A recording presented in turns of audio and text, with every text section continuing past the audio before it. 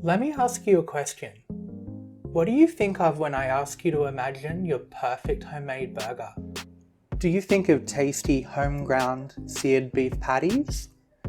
Do you think of fresh, crisp salad? Or do you think of warm, soft homemade burger buns? Or maybe you think of all of these things together? Well, you're in luck, because today I'm going to show you how to cook my beef short rib birthday burger. So to start off, we're going to need some good quality bread flour. In my mixing bowl, I'm going to add 2 teaspoons of yeast, about 1 teaspoon of salt, and then on my kitchen scales, I'm going to measure out 240 grams of water.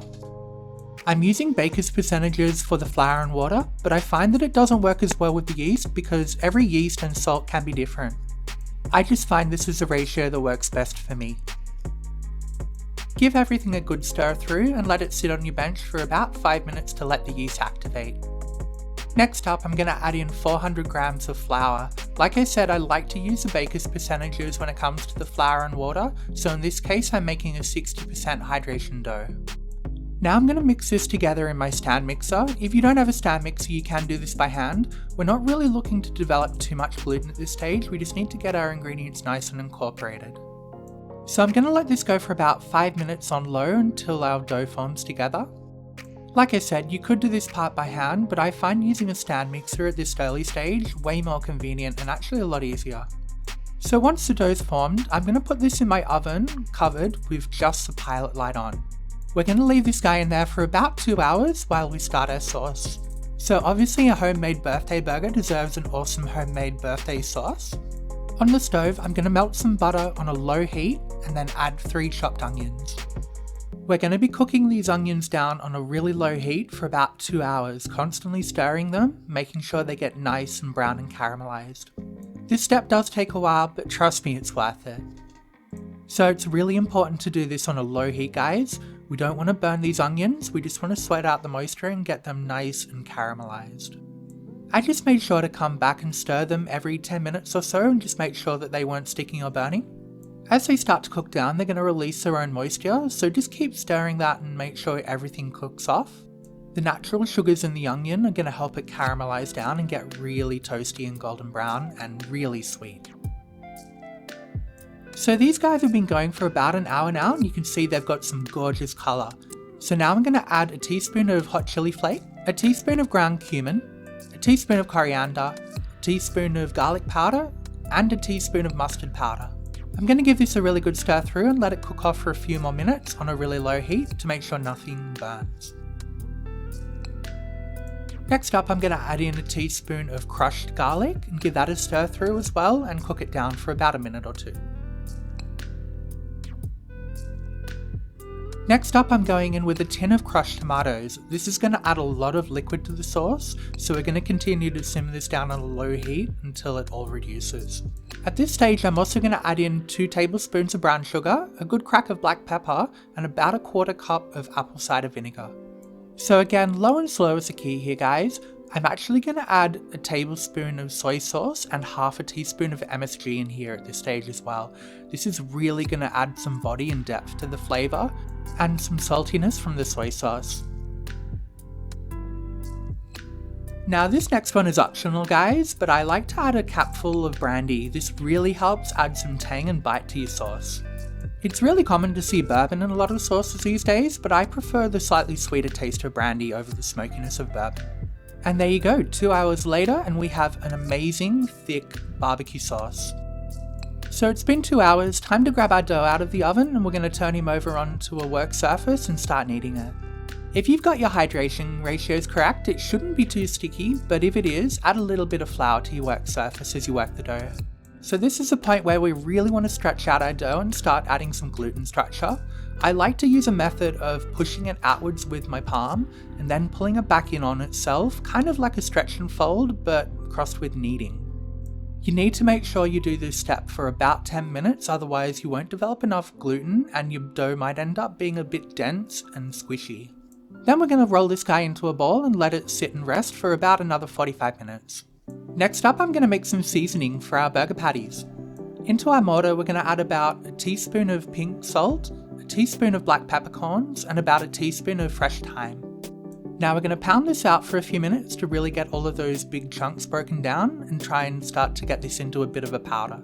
This really isn't as hard as it looks. As long as you pound it out first and then start scraping away at the end, you'll get a really nice texture. This is going to give our burger patties an amazing flavourful crust. Speaking of burger patties, it's time to slice up our beef short rib. I like to start by slicing down between the ribs and then slicing off bits of the meat as we go.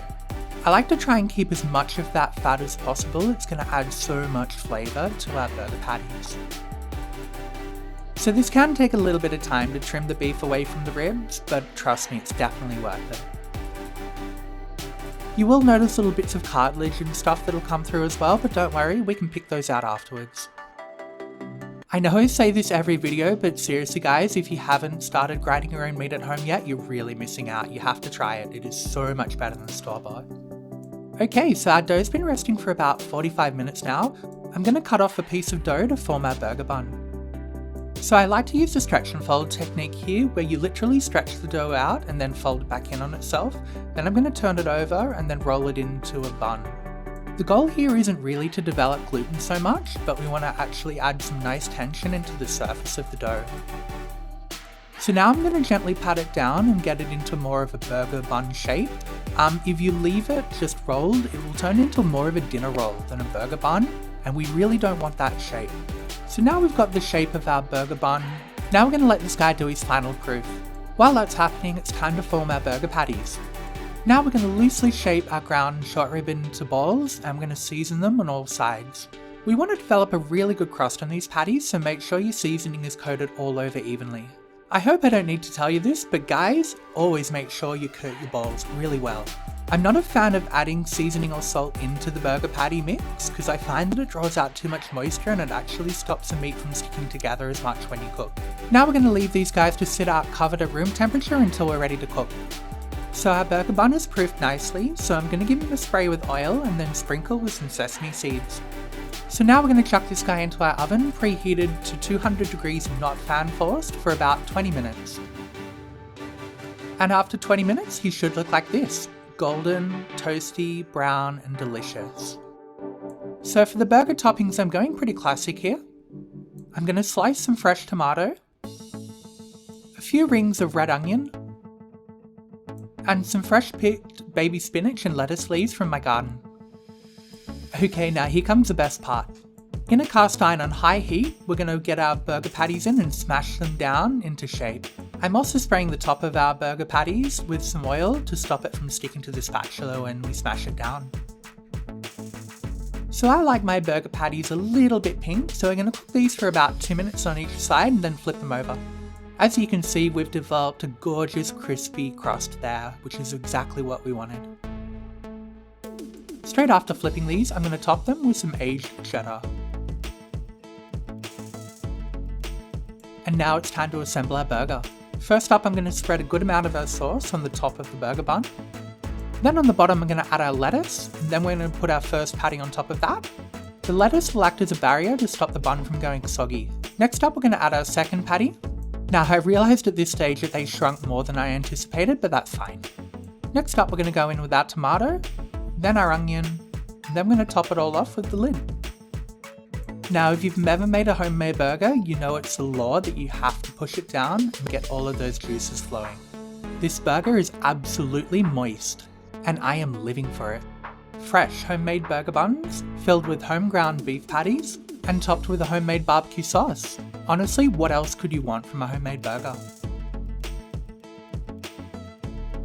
And there you have it, guys. Thank you so much for watching. I have been Tammy, you have been amazing, and make sure you tune in next time and let's get better together. Bye!